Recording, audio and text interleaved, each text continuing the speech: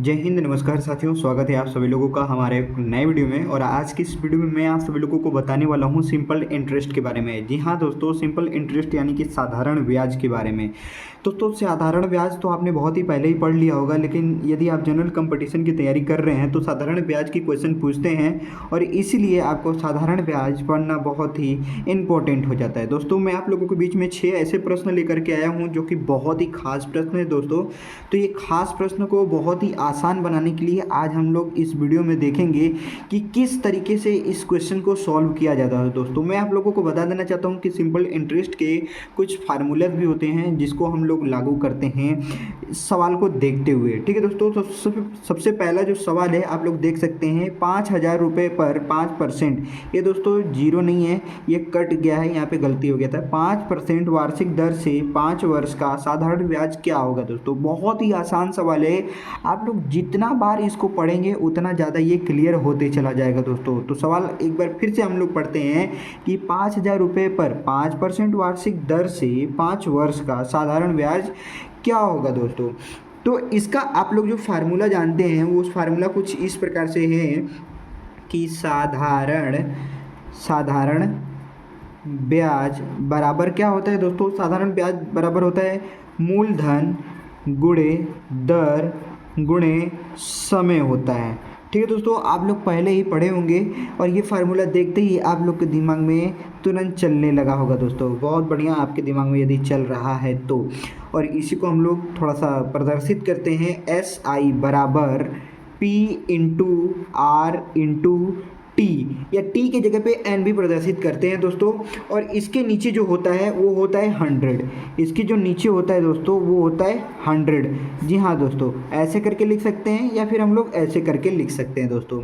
तो जो साधारण ब्याज है हम लोग का, यानी SI कितना है, SI दिया ही नहीं है दोस्तों, तो SI निकालना है। ठीक है, यहाँ पे साधारण ब्याज क्या होगा यही तो पूछ रहा है कि साधारण ब्याज क्या होगा, यानी SI निकालना है, सिंपल इंटरेस्ट निकालना है दोस्तों।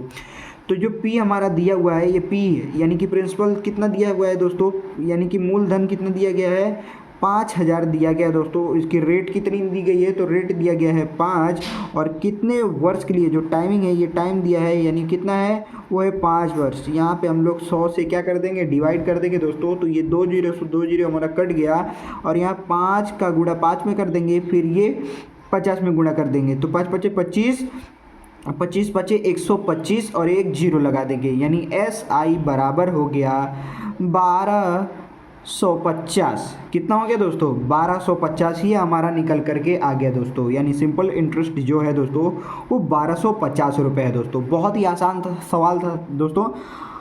अगर आप लोगों को इसमें किसी भी प्रकार का डाउट लग रहा होगा तो आप लोग मुझे कमेंट जरूर कीजिएगा दोस्तों। चलिए देखते हैं दूसरे प्रश्न को।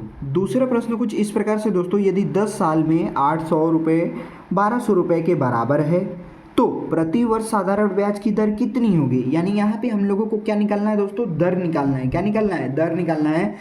तो मैं आप लोगों को बता देना चाहता हूँ कि सबसे पहले ये देखिए प्रिंसिपल है, ठीक है, और ये हो जाता है हमारा अमाउंट। ये प्रिंसिपल, ये अमाउंट, ये जो हमारा प्रिंसिपल है वो पहले कितना था 800 रुपये था, ये अमाउंट में बदल गया, कितना हो गया दोस्तों, ये हो गया 1200 रुपये। कितना हो गया, 1200 रुपये हो गया। और इसका जब अंतर देखते हैं तो कितना हो जाएगा दोस्तों, 400 रुपये हो जाएगा। और यदि हम लोग इसका सिंपल इंटरेस्ट निकाल दें, यानी साधारण ब्याज अगर निकाल दें, तो SI बराबर हो जाएगा हमारा कितना, P into R into T. तो P कितना हो जाएगा दोस्तों, P हमारा हो गया 800, आर कितना है, तो आर ही हम लोग को तो निकालना है, और टी हम लोग का कितना दिया गया है, टी हमारा दिया हुआ है 10 साल, यानी समय दिया गया है 10 साल। अब इसके बटे में हम लोग कर देंगे 100 दोस्तों। ठीक है दोस्तों, इसके बटे में हम लोग कितना कर देंगे, 100 कर देंगे। तो चलिए काटते हैं, देखते हैं कटता है कि नहीं कटता है। तो ये देखिए 2 जीरो से 2 जीरो हमारा कट गया दोस्तों। ठीक है दोस्तों, 2 जीरो से 2 जीरो हमारा कट गया, और ये हमारा ये जो SI निकल करके आया है दोस्तों वो हमारा 400 है। यहाँ पे मैं लिखना भूल गया दोस्तों, ये हमारा 400 यहाँ पे दिया गया है। ठीक है, तो 1 जीरो से 1 जीरो ये भी कट गया, और 8 पंजे 40, यानी ये 5% निकल करके आ गया R। यानी R जो हमारा है रेट, तो रेट हमारा कितना दोस्तों है, 5% है दोस्तों।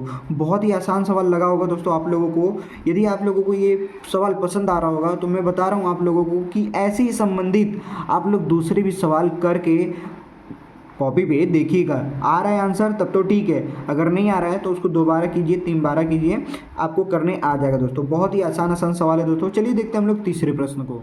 तीसरा सवाल दोस्तों कुछ इस प्रकार से दिया गया है, एक धनराशि 3 वर्षों में साधारण ब्याज पर 815 रुपये एवं 4 वर्षों में 854 रुपये हो जाती है, वह धनराशि क्या है? तो वही धनराशि हम लोगों को निकालना है दोस्तों। तो सबसे पहले आप लोग यहाँ पे देख लीजिए, जो 3 वर्षों में धनराशि हमारा निकल रहा है वो हमारा कितना है दोस्तों? 815 रुपये है दोस्तों। कितना है? 815 रुपये। अगर 4 वर्ष की बात करें तो 4 वर्ष में कितना हो जाता है दोस्तों? तो 4 वर्ष में हो जाता है 854 रुपये हो जाता है दोस्तों। देख सकते हैं 4 वर्ष में 854 रुपये हो जाता है दोस्तों। ठीक है दोस्तों, यदि हम लोग इसमें से 1 साल का निकालें तो 1 साल का कितना हो जा रहा है दोस्तों? यानी 1 साल का यहाँ पे देखा जाए तो 1 साल में कितना हो रहा है? 39 रुपये हो रहा है दोस्तों। कितना हो रहा है? 39 रुपये हो रहा है, यानी 1 बराबर 39 रुपये हमारा हो रहा है। ठीक है दोस्तों, 39 रुपये हो रहा है। तो वही पूछ रहा है कि 4 वर्षों में 854 रुपये हो जाती है, वह धनराशि क्या है? तो जो 39 रुपये है दोस्तों, 3 वर्ष का अगर निकालना पड़े तो हम लोग का 3 वर्ष में क्या हो जाएगा दोस्तों? यहाँ पे देख लीजिए, 3 वर्ष में 3 से यदि हम लोग गुणा कर देते हैं तो बराबर कितना हो जाता है? 117 हो जाता है दोस्तों। कितना हो जाता है? 117 हो जाता है। यानी हम लोग अगर बात करें कि 815 में से 117 क्या कर देते हैं? घटा देते हैं, तो कितना हो जाता है? यहाँ पे देख लीजिए, यहाँ पे हो जाएगा 7 में से 1 7 मतलब 5 में से 7 तो जाएगा नहीं, तो 15 में से 7 घटाएंगे, 8 बच गया। यहाँ पे बचा कितना? यहाँ पे बचा 80, 80 में से 11 माइनस कर देंगे, कितना हो जाएगा दोस्तों? 69 हो जाएगा। ठीक है दोस्तों, ये हमारा हो गया 69, यानी 698 रुपये हमारा क्या हो रहा है दोस्तों? वो धनराशि है। वो धनराशि क्या है? वो धनराशि है 698 रुपये। ठीक है दोस्तों, 698 रुपये जो धनराशि था वो 3 वर्ष में कितना हो गया? 415 हो गया। और वही 4 वर्ष की बात करें तो 854 रुपये हो जाएगा। यानी यही जो धनराशि है दोस्तों, यही धनराशि 3 वर्ष में कितना बढ़ रहा है? 3 वर्ष में हो जा रहा है हमारा, 3 वर्ष में देखिए 170 रुपये बढ़ गया। तो जब 170 रुपये हम लोग जोड़ देंगे तो 815 रुपये हो जाएगा। वही 4 साल की बात की जाए तो 4 साल में कितना हो जाएगा? 854 रुपये। यही है हमारा एक्चुअल वैल्यू दोस्तों।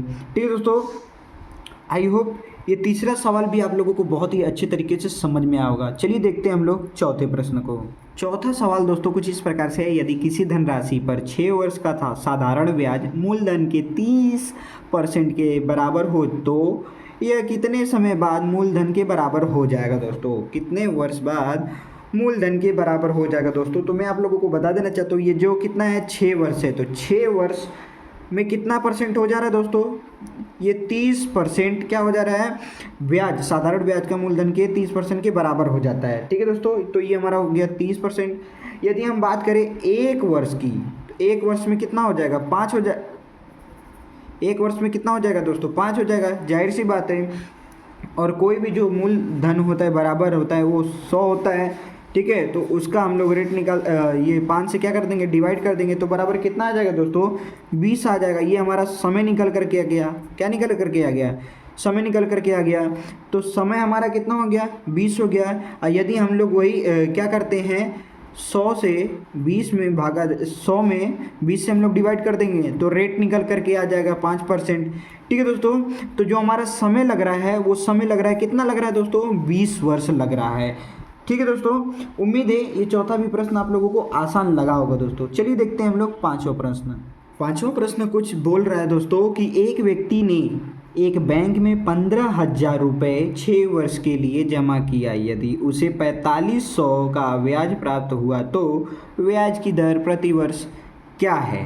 प्रति वर्ष है तो क्या है? प्रति वर्ष दर, मतलब हम लोग को दर क्या करना है? निकालना है दोस्तों यहाँ पे। ठीक है, यानी कि रेट निकालना है। तो कैसे निकलेगा दोस्तों? तो यहाँ पे आप लोग अच्छे तरीके से पढ़िए और समझ जाएंगे।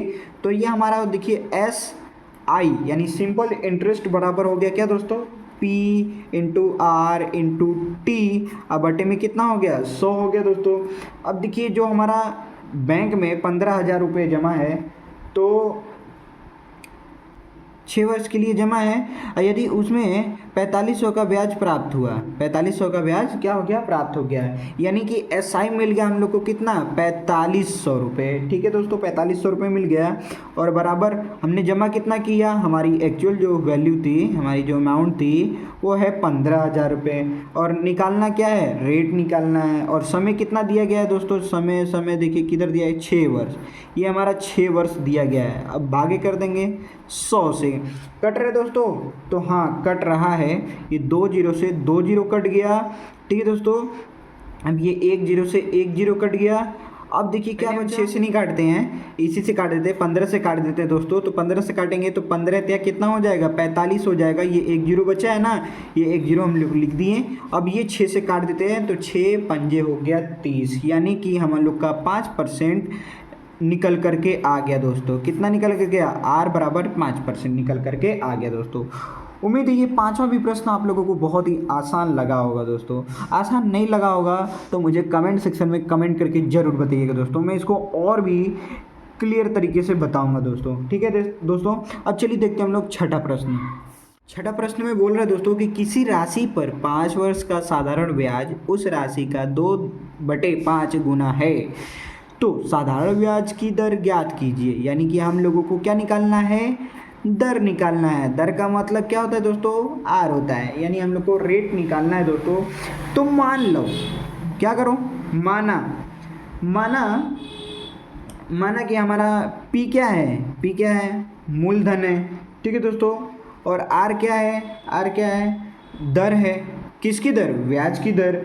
ठीक है, और हम लोग इसको मान लेते हैं, एन मान लेते हैं, टाइम यानी समय। ठीक है दोस्तों, टी भी मान सकते हो, कोई दिक्कत नहीं है। ठीक है, तो अब हम लोग क्या निकालेंगे, साधारण ब्याज बराबर क्या होगा दोस्तों, साधारण ब्याज हम लोग निकालेंगे दोस्तों। तो यहाँ पे तो पी एन आर, अब बटे में कितना हो जाएगा दोस्तों, 100 हो जाएगा। ठीक है, अब दिया गया क्या है, दिया गया है वो कुछ इस प्रकार से कि n बराबर 5 वर्ष, n बराबर कितना है, 5 वर्ष ये दिया गया है ना, समय जो दिया गया है यानी 5 वर्ष दिया गया है।